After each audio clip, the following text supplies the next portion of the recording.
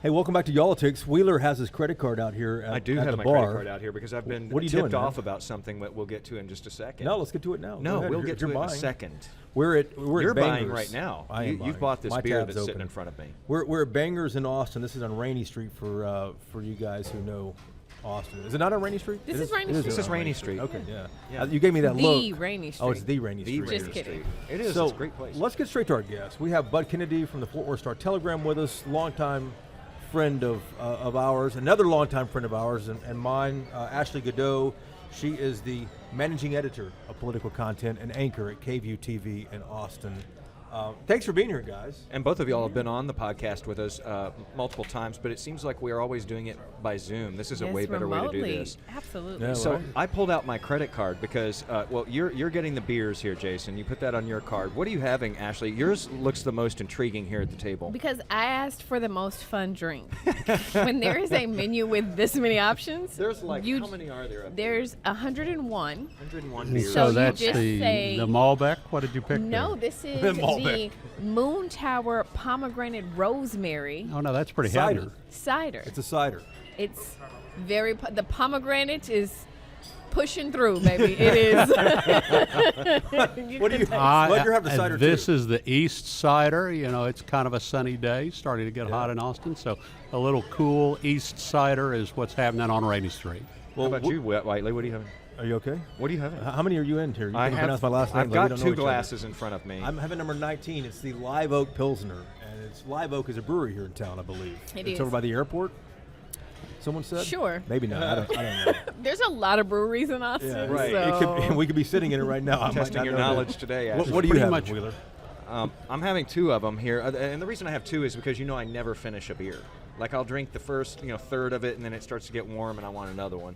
The first one was a Pint House Burroughs Breakfast, which was good, but then it got kind of warm, and so I moved on. And what am I having? Ashley, you knew what it was. You're having the Peacemaker, the Austin Beer Works the Peacemaker. Peacemaker. I like it. It's Yeah, crisp. Very that's, crisp. That's not like Wheeler at all. So And you I had, pulled so you had out a my- breakfast beer earlier. Is that what you Yeah, said? I did. A Burroughs Breakfast. And I pulled out my credit card because right before we started this, Ashley threw down some knowledge. Ashley knows her way around Austin like the back of her hand.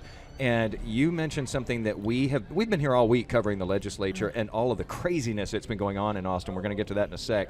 But, we've been trying to explore. We didn't know about what you just told me. You should have texted me. That's what you should have done. Right next door to where we are Tiny Donuts. Tiny donuts. And not only are they tiny donuts, they are warm,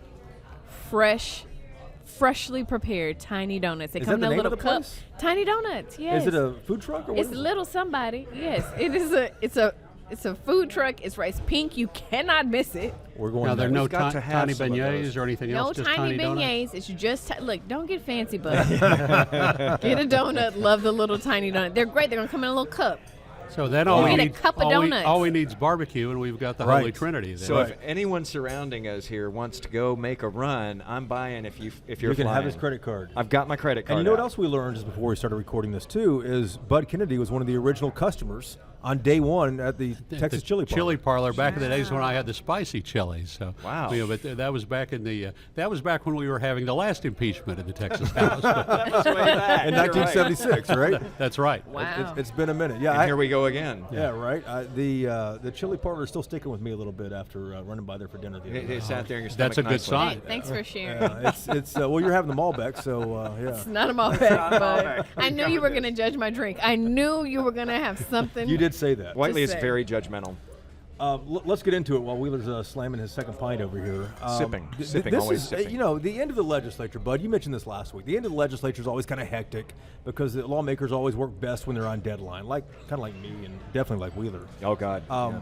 But no one saw the big news that's going on down here. I don't think anyone saw it coming. With the impeachment articles, the House General Investigating Committee sent to the House floor.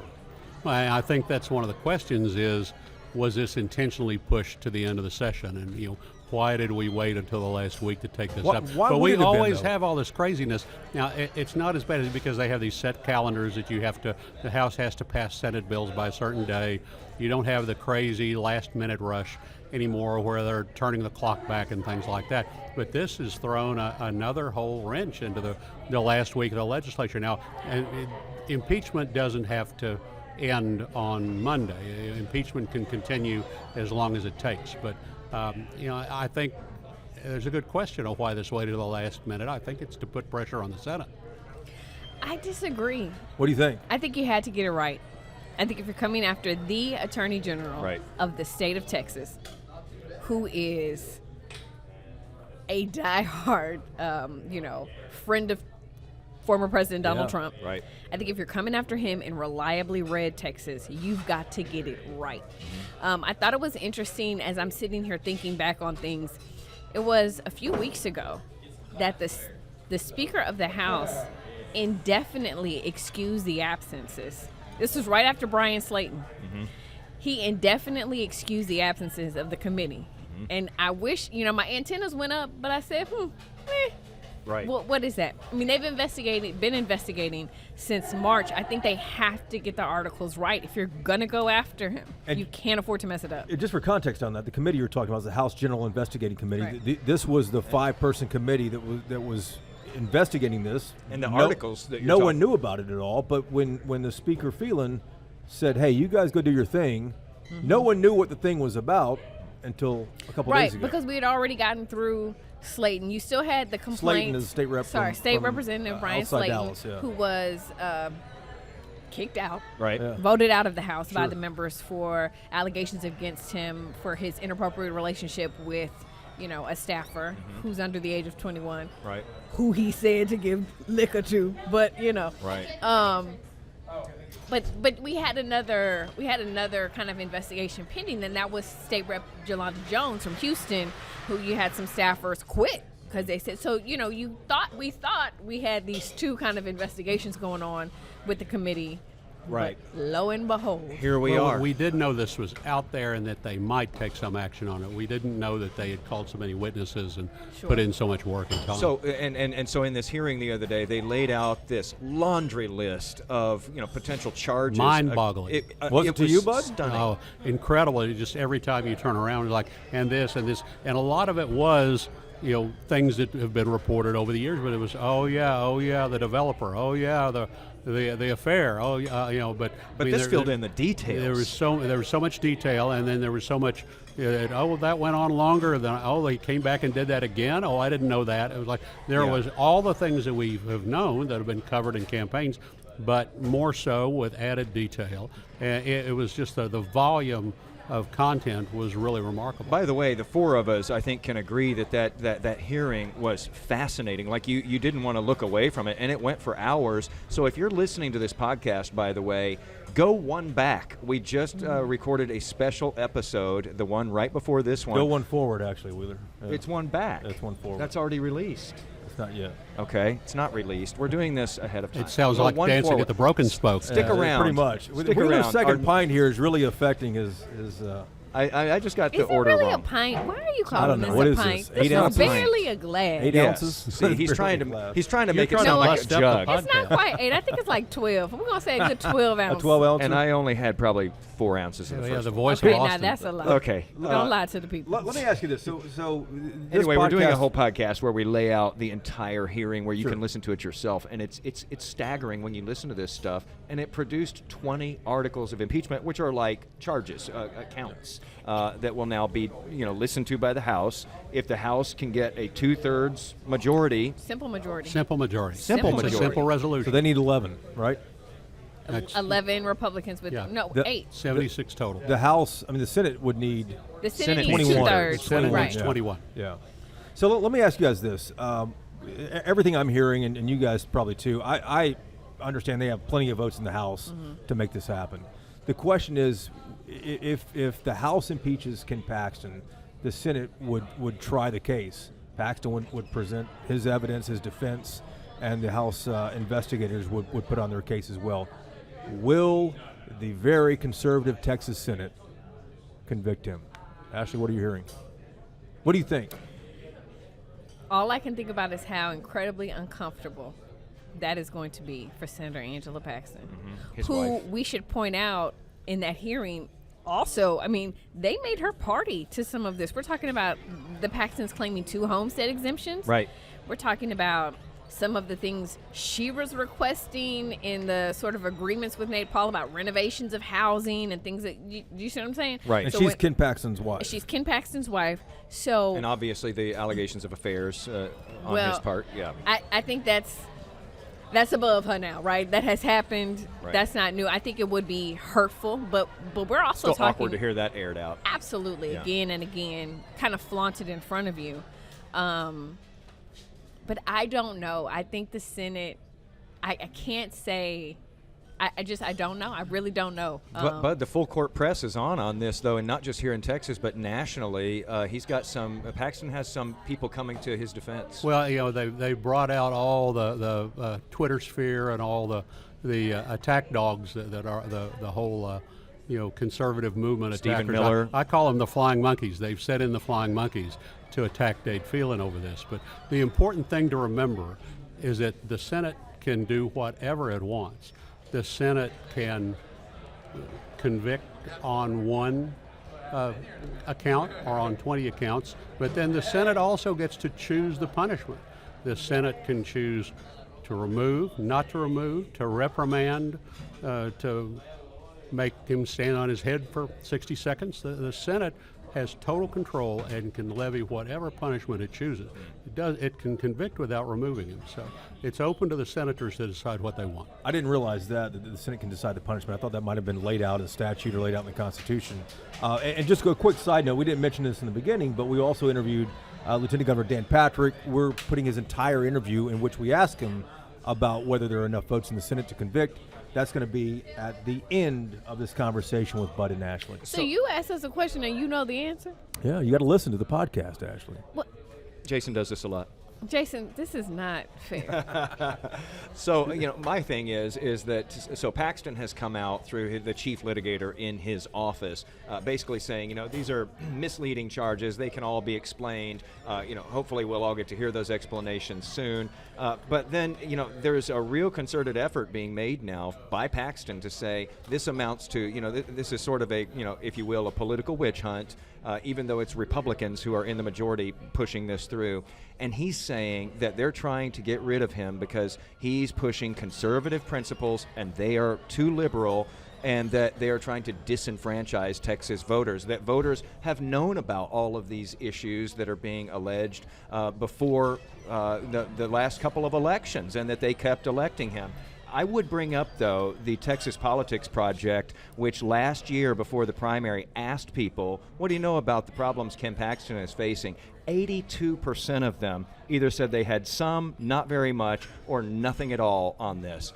18% said they knew a lot. Yeah, nearly Just half of 18%. Republicans said they knew almost nothing about it. Yeah. So I don't think people knew, and I mean, we cover this stuff for a living. We didn't know half of what was laid out the other day in this hearing.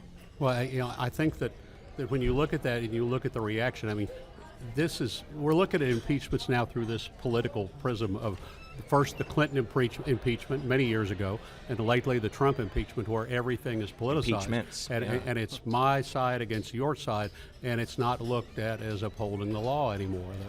Impeachment, there have been people forced out of office under threat of impeachment for small amounts of money and for signing the wrong document. And there have been officials who went to prison for some sort of signature violation. And when you have that kind of emphasis in the past on whether the law was broken or not, and now it's all about, is my side winning or is your side? And we're looking at this through the presidential lens. Can we move on and talk about the legislative session? Now, it's like we've totally forgotten that they were in the last week of a session. I mean, this just blew everything up. You have to imagine this blew up their calendars a little bit there in the House and Senate as well. It kind of brought things, it seems, to a little bit of a halt. It was a huge sideshow that became the center stage. I think going into this one, a lot of, if you asked ordinary people, what do you want? A lot of people were looking for property tax relief. Probably part of the reason they were looking for that is that they were promised that out of this session. Boy, that's been a back and forth between Republicans as well. They're still not there war. on that, though. Yeah. They're Right. still not there, which means you can't pass a budget. And you know what's, as I'm listening to you say this about the calendars, it makes sense to not bring it. I know we're done with Paxton, but this is my last thing. Go ahead. It makes sense not to bring it until now, after they've already taken their last. They cannot take any more initial votes. Everything has to be done. So let's say the voting is done. We just got conference committees, and we got to, they're big bills that we got to wrap up, Sure. but we just got to wrap up those bills, and they're in conference committee. So go ahead and give them something to do, like indicting the attorney general. Mm-hmm. And the last few days of the legislature, are usually pretty slow. Sure. Pretty slow. This one's certainly different, though. Well, isn't this the purpose to say, okay, Senate, instead of complaining about all the things the House didn't do, let's just give the Senate a big to-do list here at the end of the session. Let's just hand this hot potato over to the Senate, keep Dan Patrick busy. It's a month ago that Dan Patrick started calling the Speaker of the Texas House California Dade.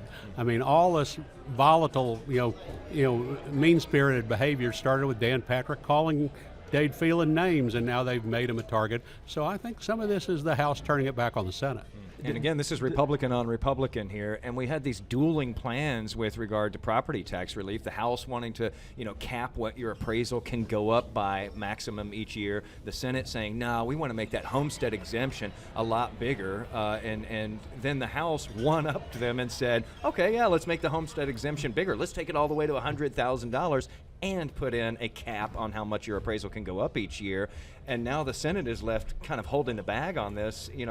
That's something that's hard to take away from homeowners in this state once it's been put out there. People heard $100,000 homestead exemption. That's way better than the $40K I'm getting now. Yeah, I think the other thing that's really interesting about that is what we haven't heard from the Lieutenant Governor on that. So you had press conferences where Lieutenant Governor Dan Patrick said, I'm not negotiating bad math. Appraisal caps are dead. Dade Phelan is wrong. I know no one likes to admit when they're wrong, but he's wrong. I mean, he was really coming after him with some fiery language, and then the House said, okay, we got you. Mm-hmm. Boop, we're going to put it all together. And then we haven't heard anything. Crickets. Yeah. And it's like, well, do you like this plan? You talked real. So, because how can you now go back? I think one thing about Dan Patrick is once he says something, he has said, he has spoken. Yeah. Right? Yeah. And you don't tend to see him kind of go back on what he says. And so I think, is he going to have to eat his words a little bit on appraisal caps because the House put it in? I don't know. Appraisal caps are popular with people, too. If you ask the average Joe, hey, how would you like to, make an appraisal cap where they can't make your property appraise more than 5% each year? A lot of people would go, heck yeah, sign me up for that. Yeah, well, but appraisal caps are popular with businesses. Right. That's what I was going to say. That's the problem. It's the businesses that would get the appraisal That's the poison cap. pill. And so what's that going to do to schools? Yep. Yeah, that's a good point. Funding of schools. And Patrick told me, and you'll hear later in this podcast, Patrick said that they are the 1 yard line on figuring out property taxes. And he thinks that's going to get figured out before the gavel falls on Monday. Before Monday. We knew so much of this session was going to just fall in place the way it did. We knew that gambling was going to pass the House and not go anywhere in the Senate. Right. We knew that vouchers were the opposite, that they were going to roll through the Senate and that the House would throw up the brick wall. Everything was predestined. Even a lot of the votes on school books and on library books, performances, on burlesque performances. All this was pretty much predetermined. But it was the taxes that was up in the air, how they were going to resolve this tax question. Can we talk about school vouchers here? Because the governor expended a lot of political capital out there campaigning. You'd think he was up for re-election. He was going around this state barnstorming, saying, hey, we need these ESAs, education savings accounts, AKA school vouchers or school choice, and it hasn't moved. Does that go to special session just because he has put that much of his own capital into this? Because it doesn't look like it's happening. I think the question is, will the votes change in special session? Because the House says no right now. And if this is on the call that the governor makes, if he makes a call, and he puts this on there, which it sounds like he will the votes change? Especially in suburban and rural Perhaps areas. there should have been meetings with the lawmakers instead of going out on Rallies. big campaign and holding rallies. We've heard now that towards the end of these rallies, towards the end of the session, now there's been polling of the members and talking to the members. After the fact. after you've gone out, and maybe that was the plan, right? Maybe the strategy was get the people fired up about it, Amp up and that then pressure. and then the lawmakers will fall in line and do what their constituents want. But if it does not get passed after everything you've put into it Right. in these past 140 days, do you really want to call a special session and then they not do it again? Is that what you want? That's not a good look. Yeah. I think what's happened here is that we need to remember, and we talked about this on Inside Texas Politics going to the session, the narrative has changed. Vouchers were a big part of what looked like a 2024 campaign for Greg Abbott. If he was in the picture for the presidential race, he needed to prove that he could get vouchers passed and get other credibility nationwide. At some point during this session, it's changed now to where maybe Abbott's not in that picture, more maybe a running mate candidate for someone, probably not DeSantis, but if there's another Republican candidate, obviously DeSantis wouldn't be a running mate, so they come pick up Abbott from Texas maybe as a running mate. So now, at the beginning of the session, he wanted to look more conservative and pass vouchers. At some point, he wanted to be more middle of the road and just not be a weight on the ticket. And so the 2024 narrative, kind of changed the whole approach. The vouchers he will bring them back, I think, and try one more time, along with the other measures that have failed, the bail measure, a few other. He'll have a short session with a few to-do lists, and the House does have a proposal. It's just really limited. It's a small voucher for a few kids, and I think they will come back and work on it again. But if that fails, I think I'll let it go. But why would Abbott take the chance of that failing and being an embarrassment, or would it be a political embarrassment if he couldn't get the votes on that? I think it's forgotten. First of all, he's got a compromise now. He just, if he can press for a little bit better compromise, then it's not a failure. And the compromise is the House wants to do this just for special education programs. I believe that's the compromise, right? And under low income. And low income. And F-rated Much smaller schools. group of people. But And it helps schools. F-rated schools. If your school's an F school, then you get a voucher. And some of the other measures, open boundaries. They do away with some of the attendance zone boundaries and things like that. Yeah. That will open up more choice for parents. Well, here's another hot potato that's tied to that, though, because they ended up coupling those school vouchers with teacher pay raises, and when it started sinking, that went down with it. Here you are in a state where you've got a record $33 billion surplus this time, and you can't give teachers the raise now that you had, touted over and over again going into this session.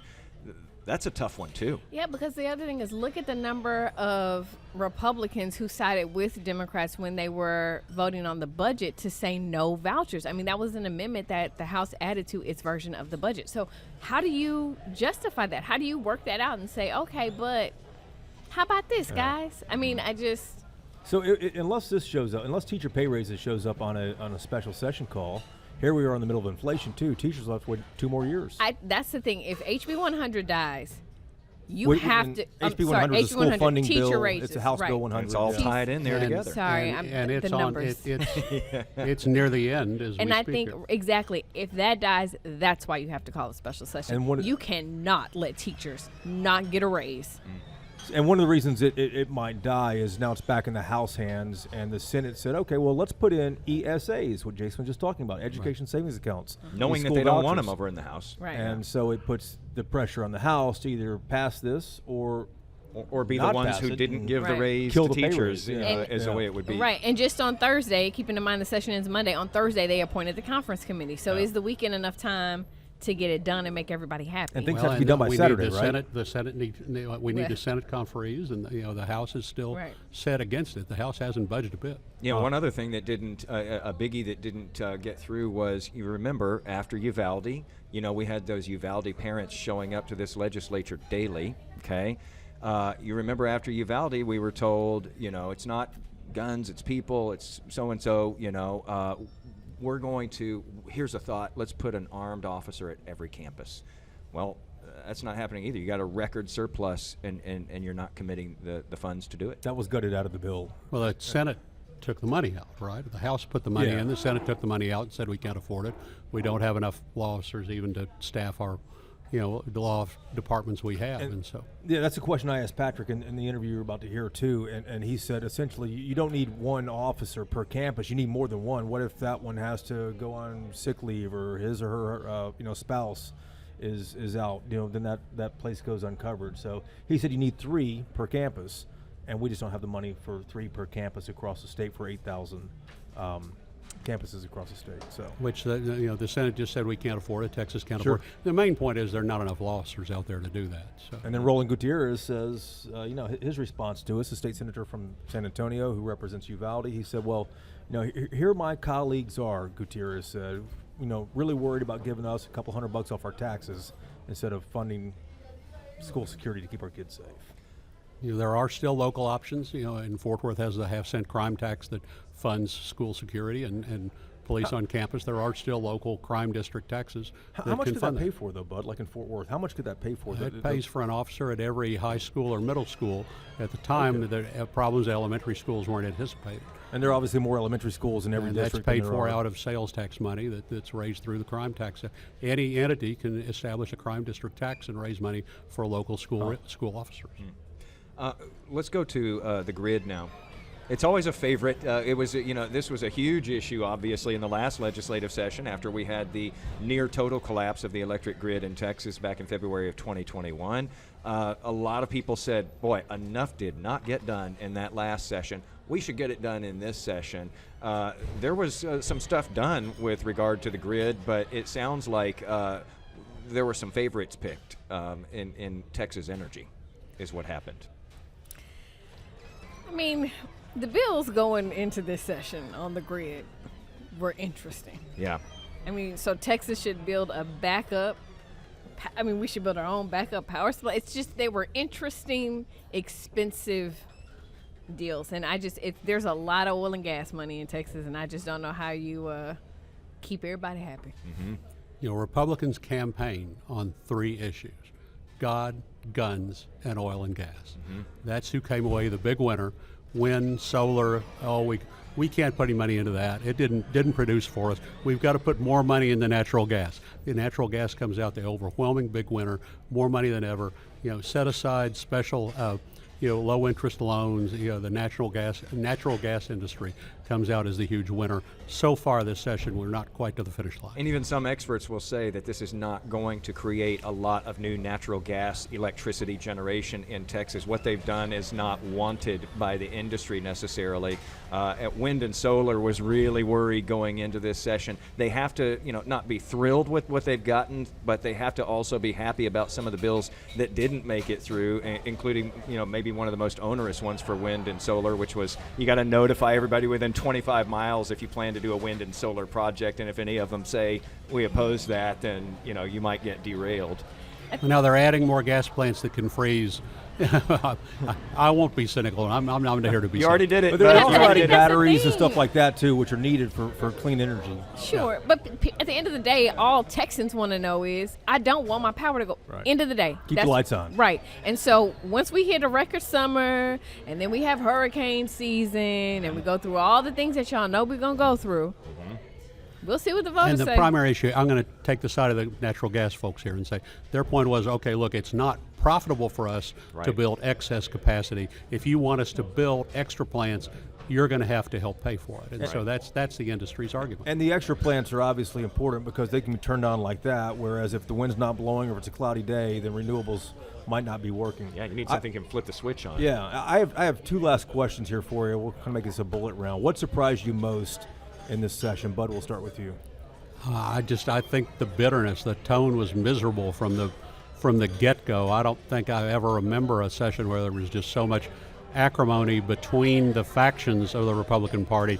The Democrats are just kind of attendees, with very little role. But the bitterness of the investigations, the loss of the previous House Speaker, who was deposed in an ugly way.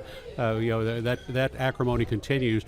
Greg Abbott is just trying to rise above it all, and you've got everybody just fist fighting, and that wasn't a short answer. Democrats are attendees. That's. I think my biggest surprise is Roland Gutierrez, Senator what? Roland. So Senator Roland Gutierrez from San Antonio, who represents Uvalde. I knew the moment that he decided to pull a Beto O'Rourke and stand up during those news conferences and kind of, give the top three a piece of his mind. In the days after Uvalde. In the days after the Uvalde shooting, I kind of knew things were going to be hard for him. But I thought that what the people of Uvalde went through would have been enough to at least warrant some sort of hearing where they would have been able to tell the Senate a piece of their stories. Ashley, you saw what happened in Sutherland Springs when people were gunned down in the church. That didn't shake. I'm not saying the pink granite building down here. I understand, but I understand, and that was tragic. And that makes one is not more tragic than the other. But what I'm saying is, you had children killed in a school, and that we all know the bills. We all know that where they were going to go, and how successful. But to not even be able to hold a hearing on a bill when we have hearings on. And that's because no one wanted to be on the record, right? Well, no, because you could have left it pending.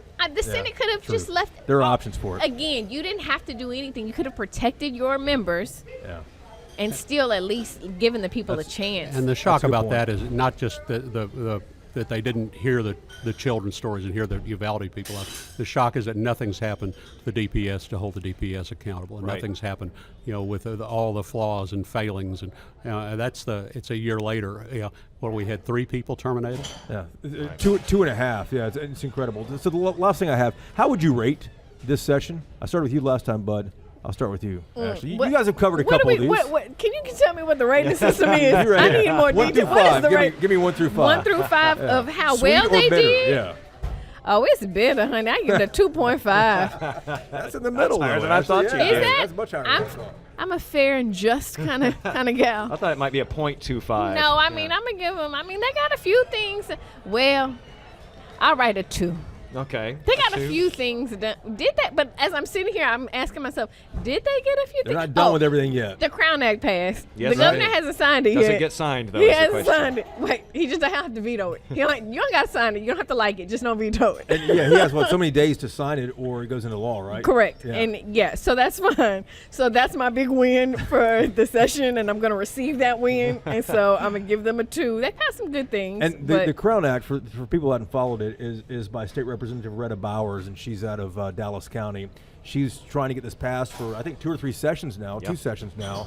And it essentially says you cannot discriminate over somebody in school or any public university or public office for someone's hairstyle. Right.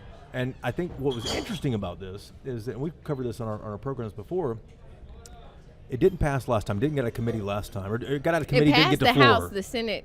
No, it passed the House. It got added. It got added to a bill as an amendment. And it died in the Senate, didn't it? And died in the Senate. It just ran out in the Senate. But she took the word dread out of there for dreadlocks. And that was the only change. That's the only change she made. Took the word and did put locks in there. And I asked her, too, I said, do you think that got it over the top? Because I think you mentioned she was taking, Representative Bowers, a Dallas Democrat, was taking pictures with Dan Patrick at the end of this thing, which was interesting because she had tremendous Republican support behind it this time. Yeah. She didn't know if the word dread had much to do with it, but she got it across the finish line. That's I personally don't like the word dread. Why don't you dread like it? Carries a negative That's what she said. Connotation. And so for me, even when I've had my hair in locks before, faux locks, that means fake locks. I figured that one out. Okay. Wheeler didn't take French. She doesn't know that one. Yeah, I would not. I like the term locks. I think it's more. I don't like the word dread. But well, apparently lawmakers liked it too. Yeah. This time. Bud, same thing for you. How would you rate this session? I don't have enough hair for locks. That's why you need faux locks. You need faux locks. Yeah, I think I'm going to say a 2 as well. I think there wasn't any great. Certainly, there was no big new ambition about health care. We've seen past sessions where curing cancer and lofty goals for higher education. Just none of that. There was no new added bonus for the state of Texas out of this session. There was just holding the line. This session, the House didn't get run over, bullied, or bulldozed by the Senate. the way it did last time, I think the House would say it was successful. But now we have this end of session surprise, which is another round of Wile E. Coyote chasing the Roadrunner. We'll see how this cartoon ends. My last question for both of you is the red meat question. We saw a lot of it in the last legislative session pass through. This time there were some of the so-called voter integrity bills. Some of those didn't get any traction really, and of course there were the restrictions against transgender kids that did get quite a bit of traction this time. What would you rate the red meat factor in this one? Is it enough to keep the base happy as we're seeing the GOP go at itself here in Austin now? Were they able to do enough, you think, to please the base? Oh, I think so. I mean, we DEI is still on the table, right? Because tenure, because we've got some issues with federal funding, so those things are in Diversity, equity, and right. inclusion. Sorry, diversity, equity, and inclusion. I talk ledge, okay? You do. You talk 100% Ledge ledge-a-lease. Sorry. Yeah. Ledge is one. Legislature. Ledge is one. That's true. Legislative. I work in Austin. Cut me some slack. So I think those things are Have still, more but Malbec. it's a cider. So I think they will be happy. Drag shows, whether you want to call it drag shows or you want to call it something else. Bud called it burlesque, I think, right? But do call it brother. I let him make it though. See, Family show. We didn't say it about it. I wanted to stay within state law, Jason. right. You talk about medications for transgender children, some stuff with library books, some stuff with schools. Yeah. So I do think that the base, the red base, will be pleased for sure. There's always a sacrifice to the right-wing voters. There's always something that the House says, okay, we got to let it go. A couple of sessions ago, it was sanctuary city status. There's always somebody that the House just says, okay, we got to let this one go so we can have it in our campaign ads. This time it was the children's teens transgender surgery was the issue to placate the voters the next time around. The House always puts one bill in there and just kind of hints around everybody and says, look, y'all, we hate this, but we've got to pass it because we need something to run on so we can be back next time. That happens every session. That's what happened this time. That's politics. Over the next 72 hours, I'm really curious about this property tax bill. I mean, I constantly complain about this.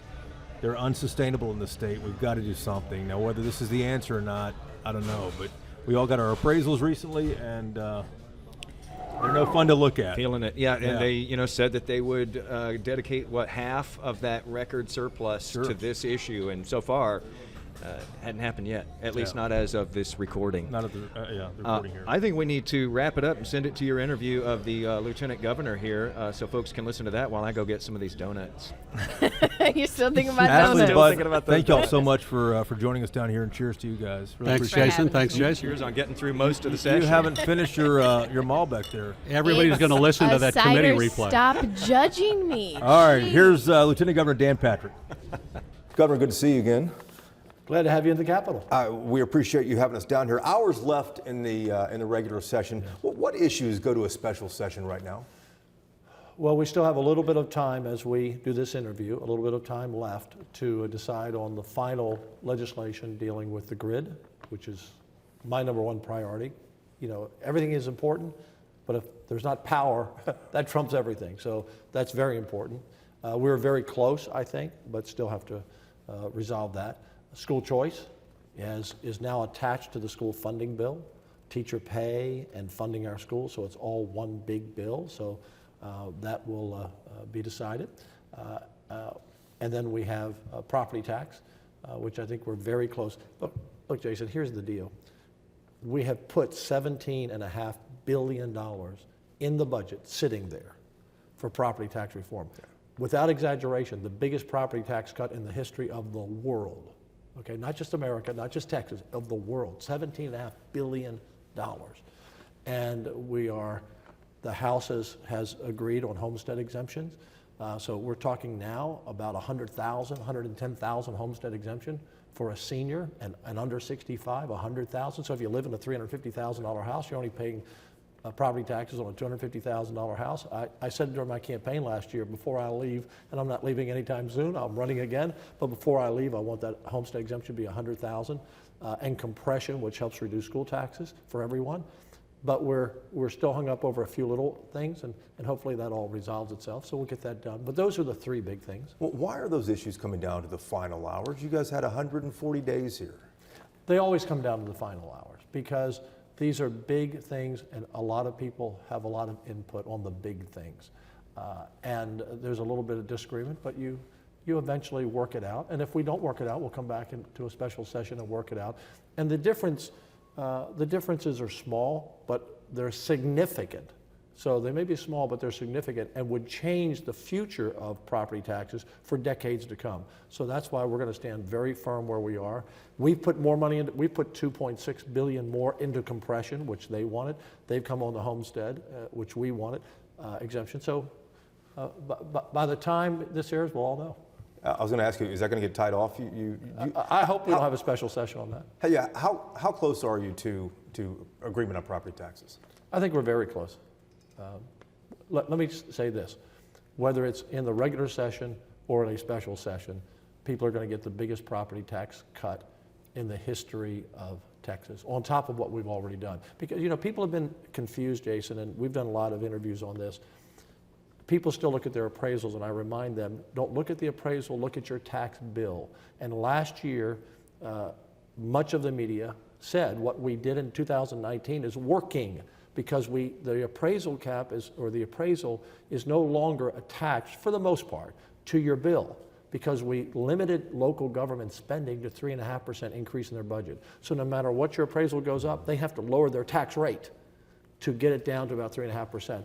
And the Dallas Morning News, Houston Chronicle, Texas Monthly, three publications that don't care much for my conservative values, all said what we did was right, and for the first time, the Houston Chronicle said in decades, property taxes actually were coming down or leveled out, no matter what the appraisal was. So that's why that's been a big issue. We don't want taxes to go the other way. Education savings accounts passed the Senate. The House has rejected it multiple times. If that issue goes to a special session, is anything going to be different? Are any votes going to change? Special sessions sometimes makes people focus a little bit more on issues because in the session there are, I think the House passed 1,500 bills to us, 1,250 in the last 3 weeks, which makes it tough to get to them all. We passed about 700 bills. A lot of those we call local bills, you know, naming streets, doing different things, but about half of those are really big items. But when you come to a special, you know, it's somewhere between 2 or 3 bills, maybe 15 bills, depending what the governor would put on the call. So it allows you to really put singular laser beam focus all your time, every day on those issues. So yeah, it can make a difference. Do you think any votes might change, though, in the House to actually get that across the line? I would hope so. The Senate approved teacher... School choice, by the way, is so important, Jason.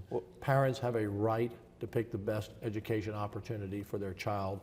And there was just a poll out recently, nationally, that parents everywhere want more options for their kids. The days of we're locked into the zip code where our school is are over. And whether it's charter schools, which are public schools, whether it's private schools, whether it's homeschooling, which is exploding. And it's not just because kids are in failing schools. And most of our schools in Texas are good. Most of our teachers are great. But we have 8,000 campuses, 1,200 school districts. They're not all great. And so why should anyone subject their child to going to a school that's not the best it can be? And with children with disabilities, not every school can handle those. So this is so common sense. I can't even understand why someone would be against it.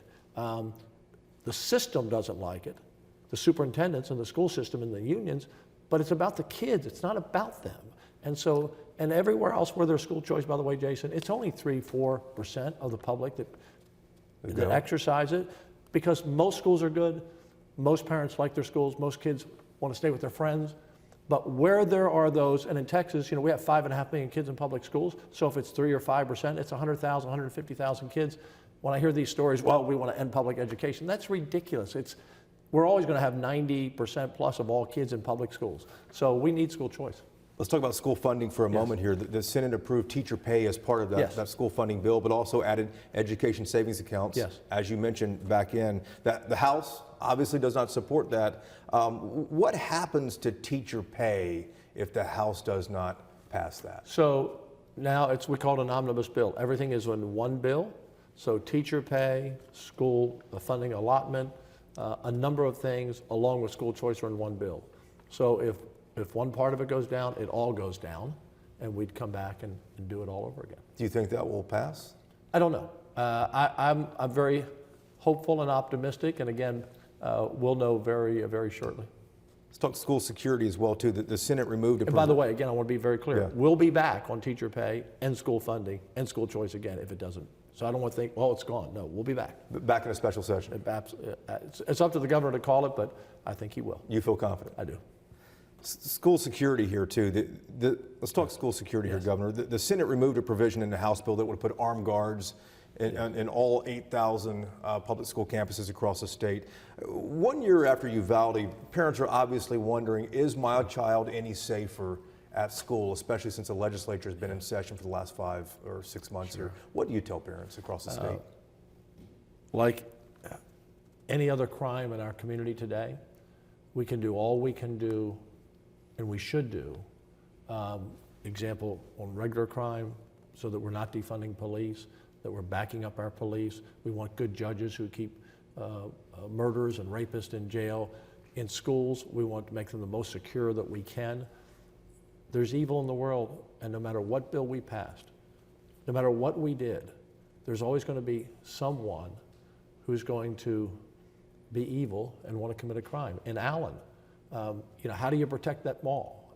So you can do everything you can do, and you're still going to have it. So did lawmakers do enough this session, do you think? So Governor? what I'm saying is that, we're doing all we can. We have close to $1 billion or more in different pots of money into school funding to give the schools what they need.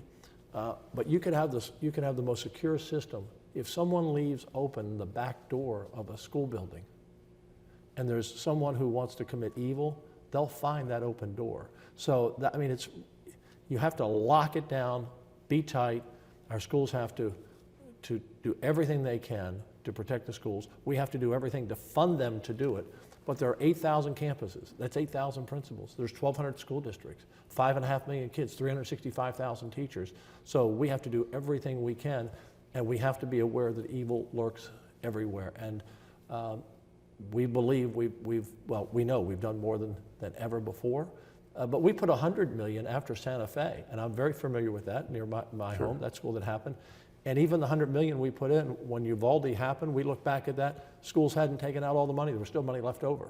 So from that bill, 5-6 years ago? Yeah, and that was 2017 or 18. Yeah. And so there's still money left. So everybody has to be in. Parents, teachers, principals, superintendents, legislators, we've all got to be in on this to protect our schools. And you talked about arming, having an armed person in every campus. It's easy to say, but you really need 3 because campuses are big.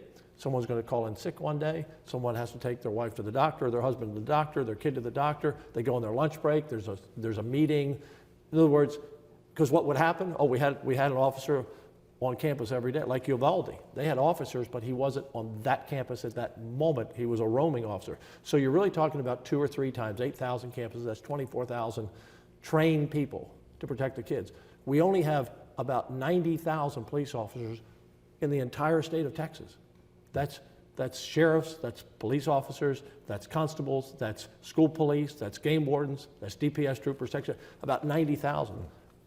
It's hard to get people to take on these jobs, and you have to be trained. So it's easy to say. That's one of the reasons a number of us, myself included, believe in arming teachers.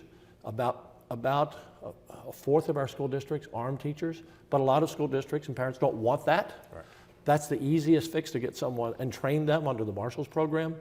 But my point is, I'm always weary of legislation that makes a headline but doesn't do a lot. So I just want people to know that this is a full effort that we all have to be there to protect our kids, because it's our number one responsibility. So we're going down the right path, but we all need to buy in and be very vigilant of the safety of our children. I want to ask about gaming as well. Yes. Casinos, sports betting. Right. That seemed to have gotten farther than it ever has in the past 20 years in the legislature here. It didn't pass, obviously, but is there a future for gaming in the state? So, Jason, I was very clear in the very beginning, before session. I said we didn't have the votes in the Senate. And when I said we didn't have the votes, I asked the members, okay? And I asked the Republican members. The Democrats were all in for it. But I asked we're a Republican majority, so we don't let Democrats on major legislation, run the legislation. And of the Republican senators, in January, in April, and when the House passed the one sports betting bill, we had 2 votes, to my knowledge, the 2 people who sponsored the bill out of our 19 Republicans, and I didn't have any votes for casinos out of my 19 Republicans. So we don't, again, we have hundreds and hundreds of bills flowing. If you don't have votes for a bill, we don't have time to hear hundreds of bills that don't have support. So that's why they didn't move. So Gavin Massengale is a lobbyist, and he stood up and said, you know what, we just have to pass a bill. We know it won't make it, but we have to hang it around Dan Patrick and the Texas Senate. That's a bad, bad way to pass a bill. And so when you say that, the senators step back and say, we're already a no. You know we're a no. So that's your ploy. It's not very ethical. It's not very professional. And so if anything, Gavin made sure when he made that statement that the Senate was going to say, we already told you we weren't supporting it. And that's not the way to conduct business. And so he heard his own calls, let me say. Do you see a future for gaming in this state? It's about 50-50 with Republicans. Depending on the bill, you can see a poll where there are less people supporting sports betting because not as many people are familiar with it. It's mostly young men between 20 and 40 that do it. So a lot of people even aren't familiar with it, and they don't bet on their mobile apps, and they don't bet on sports teams. Casino gaming is more familiar. People like it. They, in the Dallas area, they go to WinStar, or Houston, they go over to Louisiana, they go to Vegas. Will it happen one day? Probably, but to be honest with you, but I don't know if that's 10 years or 20 years from now. Here's the deal. They spent millions of dollars lobbying on it. And for 6 months, they didn't change one Senate vote. We didn't have any votes in November. We didn't have any votes in May. So, and they only, remember, casino gambling failed in the House, even though it didn't pass, and the sports betting passed by 2 votes at the last minute. So, and I think the way it was handled, it's going to be very interesting because if the casino folks go after the members who voted against it, a lot of the Republican primary voters are going to stick with their people and say, we don't want it. And so they're only going to turn those people who were against it this time even to be more against it. And those who voted for it, they may have some primary challengers from people who say, so-and-so voted for this, so elect me. And so they're going to get some pressure. So when you put a jersey on people and show where they are, they aren't, it makes them targets in their primary election. So it's going to be very interesting to see. Members may come back even more against it, depending on how the primaries go. Besides the legislature winding down, of course, the other big news is the Attorney General, Ken Paxton.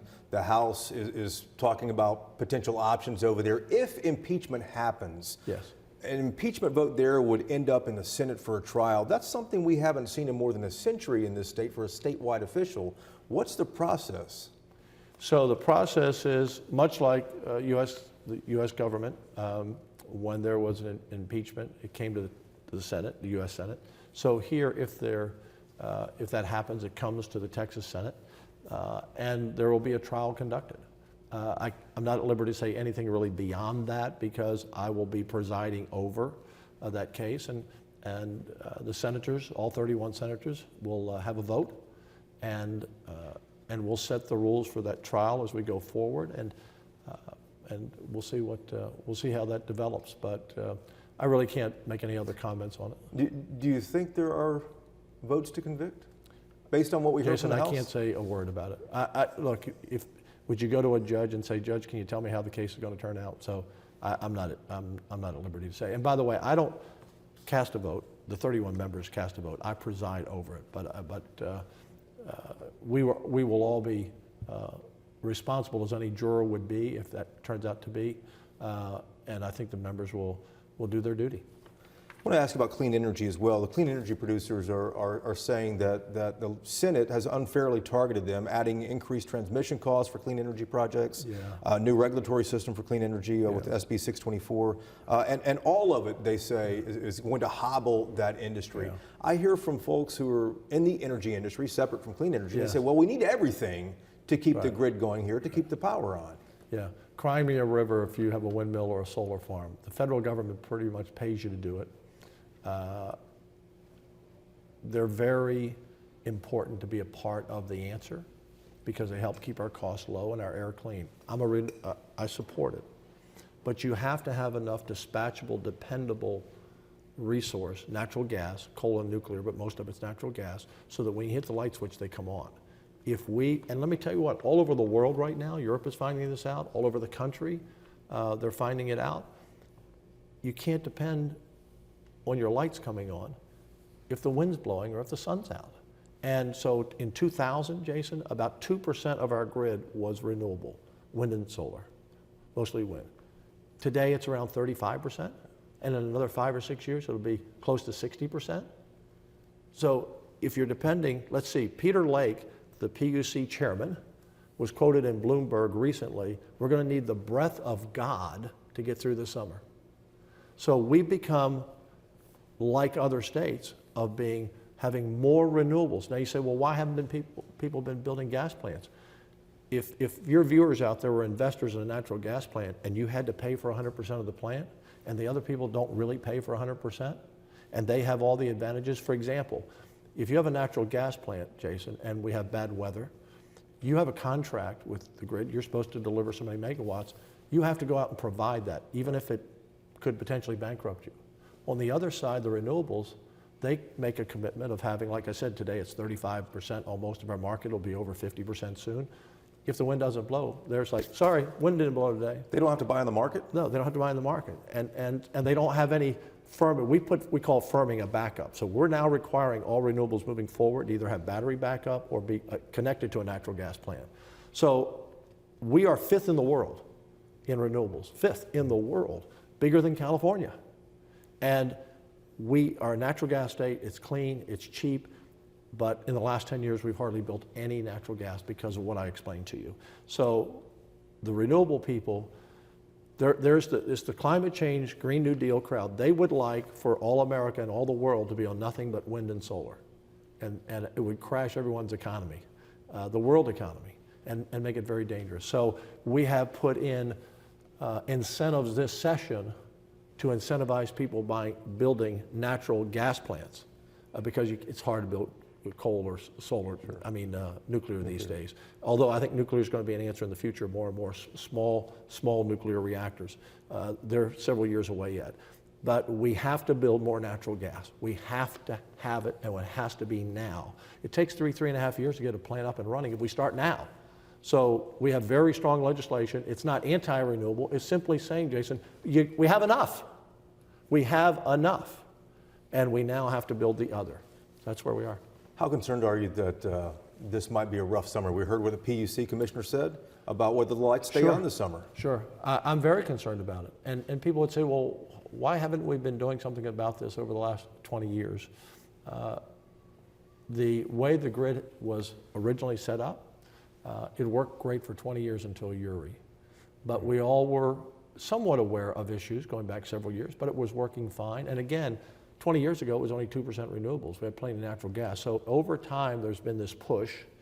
And again, it's good, but the push is just too much.